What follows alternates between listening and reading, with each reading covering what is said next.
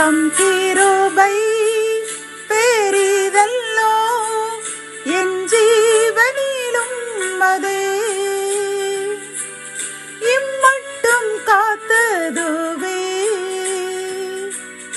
இன்னும் தேவை கிருபை தாருமே, இன்னும் தேவை கிருபை தாருமே. கர்த்தரும் இரட்சகருமாகிய இயேசு கிறிஸ்துவின் ஈடு இணையற்ற நாமத்தில் சேனைகளின் கர்த்தர் ஊழியத்தின் மூலம் 8/12/2024 இந்த நாள் உங்களுக்கும் உங்கள் சந்ததிக்கும் அனைத்து சாபங்களும் நீங்க பெற்று மீட்கப்பட்ட நாளாக அமையப் போகிறது என்று மனதார வாழ்த்துகின்றேன். இன்று நாம் அறியவிருக்கும் கிருபையின் வார்த்தைகள் ஏசாயா 35:10. நித்திய மகிழ்ச்சி அவர்கள் தலையின் மேல் இருக்கும், சந்தோஷமும் மகிழ்ச்சியும் அடைவார்கள், சஞ்சலமும் தவிப்பும் ஓடிப்போம் என்கின்றது. கத்தோலிக்க வேதாகமம் இவ்வாறு கூறுகின்றது. அவர்கள் முகம் என்றுமுள்ள மகிழ்ச்சியால் மலர்ந்திருக்கும், அவர்கள் மகிழ்ச்சியும் பூரிப்பும் அடைவார்கள், துன்பமும் துயரமும் பறந்தோடும் என்கின்றது.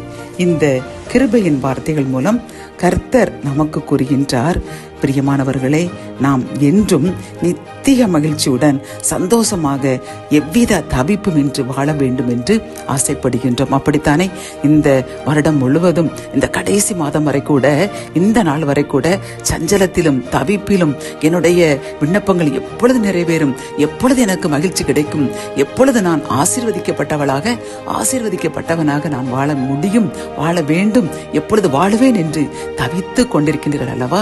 கர்த்தர் உங்களை பார்த்து கூறுகின்றார், உன் சஞ்சலமும் தவிப்பும் நிச்சயமாக இப்பொழுதே மாற்ற நான் காத்து கொண்டிருக்கின்றேன். ஆனால் நீ ஒன்றே ஒன்று செய்ய வேண்டும், மீட்கப்பட வேண்டும். கர்த்தரால் மீட்கப்பட்டவர்கள் திரும்பி ஆனந்த களிப்புடன் பாடி சியோனுக்கு வருவார்கள் என்று இதே 10 ஆரம்பத்தில் கூறப்படுகின்றது. பிரியமானவர்களே, அப்படி என்றால் கர்த்தர் நம்மை பார்த்து, நீங்கள் உங்கள் பாவங்கள், உங்கள் அக்கிரமங்களில் இருந்து மீட்கப்பட வேண்டும், நான் உங்களை மீட்க வேண்டும். அப்படி என்றால் உங்கள் பாவங்கள், எனக்கு பிரியமற்ற காரியங்கள் அனைத்தையும் ஒவ்வொன்றாக எடுத்துவிட்டு அதை என்னிடம் அறிக்கை செய்யுங்கள், நான் முழுமையாக மன்னித்து உங்களை மீட்டெடுப்பேன். அப்பொழுது உங்களுக்கும் உங்கள் சந்ததிக்கும் உங்கள் விண்ணப்பங்கள் நிறைவேற்றப்பட்டு நித்திய மகிழ்ச்சி உங்கள் தலைமையில் வரும், சந்தோஷமும் மகிழ்ச்சியும் அடைவீர்கள், சஞ்சலமும் தவிப்பும் உங்களை விட்டும் உங்கள் சந்ததியை விட்டும் முற்றிலுமாக நீக்கப்படும் என்று வாக்குரைக்கின்றார். பிரியமானவர்களே, ஆகவே இந்த வருடத்தின் கடைசி மாதத்தில் வந்து கொண்டிருக்கும் நாம் ஆராய்வோம், நம்மை ஆராய்ந்து கர்த்தருக்கு பிரியமற்ற காரியங்களை நம்ம விட்டு அகற்றுவோம். ஒரே நாளில் நாம் அகற்ற முடியாது. நாம் ஒவ்வொரு நாளுமாக இந்த பாவத்தை, இந்த காரியத்தை என்னிடம் விட்டு அகற்றுங்கள் அப்பா என்று நாம் மனமாற அவருடன் நாம் பேசும் பொழுது, நம் பாவத்தை அவரிடம் அறிக்கையிடும் பொழுது நிச்சயமாக மன்னித்து நம்மை மீட்டெடுப்பார். அப்பொழுது இந்த வாக்குத்தத்தம் நமக்கும் நம் சந்ததிக்கும் முழுமையாக நிறைவேறும்.